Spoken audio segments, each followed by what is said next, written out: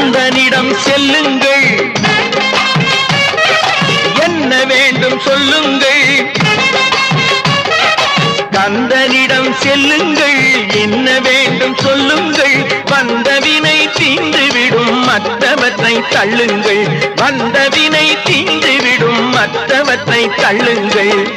கந்தன் காலடியை வணங்கினால் கடவுள்கள் யாவரையும் வணங்குதல் போலே கந்தன் கந்தன் கந்தன் காலடியை வணங்குங்கள். அம்மையானவன் எமக்கு அப்பனானவன்,